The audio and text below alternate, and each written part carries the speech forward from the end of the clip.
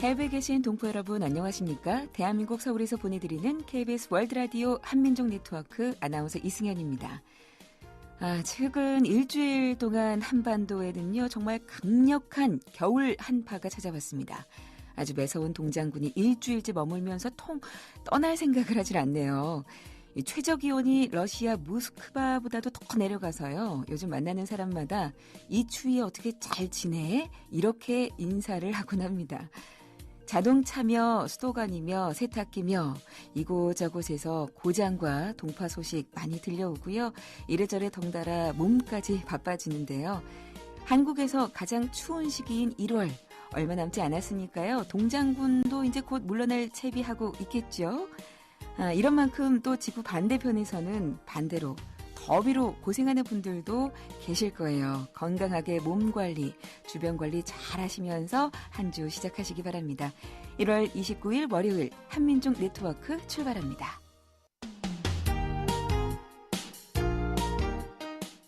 (740만) 재외동포의 동향을 통신원과 현지 방송인에게 들어보는 지구촌 투데이 시간입니다.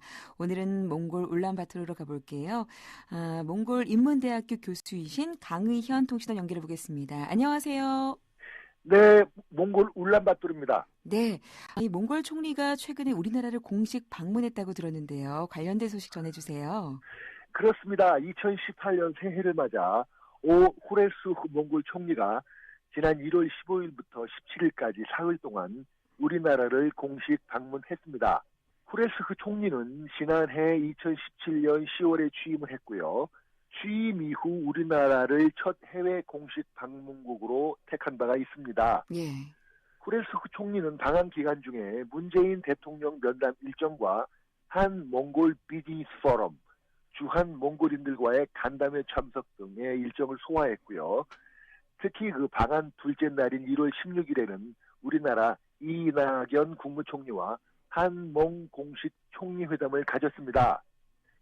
한편 후레스 총리는 몽골 정부 고유 인사, 국회의원, 기업인, 언론인 등으로 구성된 몽골 사절단을 대동해 눈길을 끌기도 했는데요.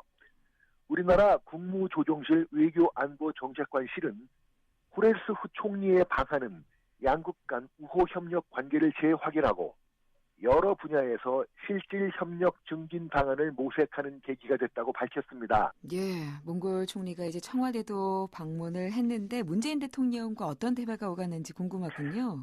그렇습니다. 후레스 총리는 한국 방문 첫날인 1월 15일 당일 오후 청와대를 방문했습니다.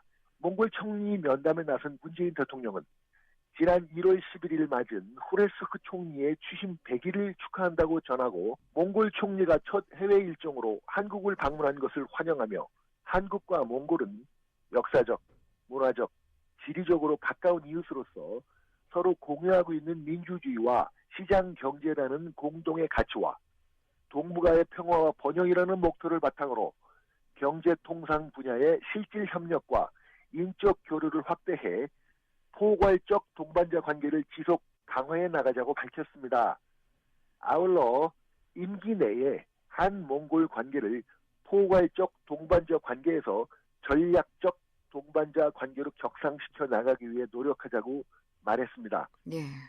답변에 나선 후레스 총리는 문재인 대통령에게 몽골은 한국과의 포괄적 동반자 관계를 소중히 여기며 이러한 의미에서 본인이 총리 취임 후 첫 해외 방문지로 한국을 선택하게 되었다고 전제하고 한국과의 관계를 모든 분야에서 더욱 발전시켜 나가기를 희망한다고 밝혔습니다. 그 몽골 정부가 이제 또 최근에 개최된 남북 고위급 회담에 대해서 환영 성명을 발표했잖아요. 그렇습니다. 몽골 정부가 최근 이루어진 남북 고위급 회담 개최에 대해 환영 성명을 발표했습니다. 몽골 외교부는 남북 고위급 회담이 개최됐던 지난 1월 9일 당일 몽골 외교부 대변인 성명을 통해 몽골 정부는 오늘 개최된 남북 고위급 회담을 환영한다고 전제하고 몽골은 본 남북급 고위급 회담이 한반도 안전보장과 지역 내 신뢰 구축을 향한 대화 재개에 중요한 원동력이 되기를 희망하고 있다고 밝혔습니다. 예. 몽골은 북한과는 지난 1948년 10월에 우리나라와는 지난 1990년 3월에 외교 관계를 수립한 바가 있고요. 현재 남북한 엄정 중립 정책 기조를 유지하고 있습니다. 참고로 몽골은 3년 전인 지난 2015년 5월 26일 몽골 주요 인사들이 주축이 돼 푼사흐마긴 오치르바트 몽골 초대 대통령을 대표로 하는 한반도 통일 지지 몽골 포럼을 출범시키고 공식 활동 개시에 들어간 바가 있는데요. 따라서 향후 그 남북한 관계 긴장 완화에 어떤 식으로든 몽골 인사들의 화력이 펼쳐질 것으로 기대되고 있습니다. 예, 저희도 기대해 보겠습니다. 다음 소식으로 넘어가 보죠. 몽골 한인회가 2018년 정기총회를 개최했네요. 그렇습니다. 몽골 한인회가 지난 1월 20일 2018년 몽골 한인회 정기총회를 울란바토르 선진 그랜드 호텔 파러스홀에서 오후 3시부터 개최했습니다. 몽골 한인회 정관 제19조의 규정에 의거해 개최된 본 정기총회는 지난해 2017년 감사보고, 사업결산보고, 2018년 사업안 그리고 예산안 보고의 순서로 진행됐습니다. 이에 앞서서 국중열 몽골 한인 회장은 신년사를 통해 2018년 몽골 한인회는 오직 흉직함으로 각계각층의 고견을 모아 동포 사회의 틀과 질을 바꾸는 소중한 한 해가 되도록 노력하겠다고 밝힌 바 있는데요. 새로 맞은 2018년 몽골 한인회는 참으로 바쁜 한 해를 보낼 것으로 예상됩니다.